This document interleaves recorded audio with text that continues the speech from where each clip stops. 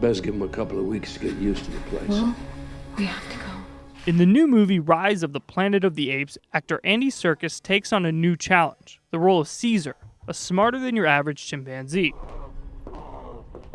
How do you learn to play an ape? Like, how do you learn to do that? Well, there's two stages, really. I mean, one is the learning the behavior and the movement and the physicality, and that comes from observation, really. You just learn, and you practice in a volume, a motion capture volume with a digital puppet of an ape, and you literally learn how to puppeteer that character. Primate behavior is, the initial step, really, but only the beginning step. Serkis's most famous performance capture role is Gollum from the Lord of the Rings trilogy.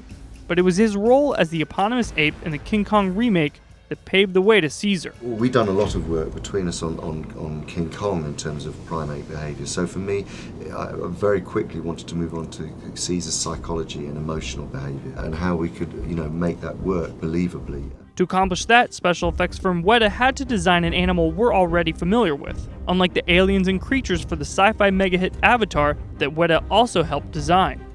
You have to pay a lot of attention to the detail, but you do it for any creature that you create or any character. Even with Avatar, you wouldn't believe it if you didn't have all those details right. I think the difference was with Caesar, there was no dialogue to convey the story, to convey the emotion. And that's where we really had to put a lot of focus on the facial expressiveness. But Caesar looked a little bit different. That's right. He was slightly more human.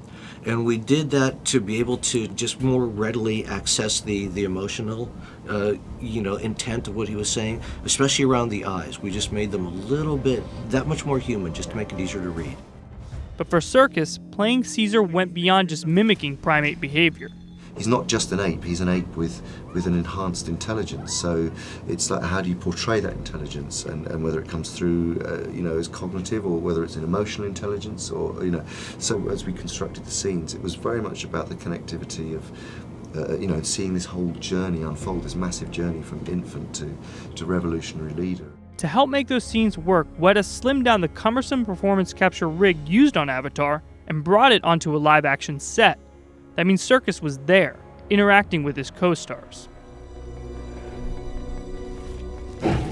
So everything that you see in the movie, has both live-action actors and actors who are in performance capture suits in the moment at the same time, directed by the director, and it feels very fresh and urgent and in the moment. And it's acting, and that's all it is. It's no different. And the technology really has come to a point where it sort of transparently allows the acting to come through into the digital manifestation on screen.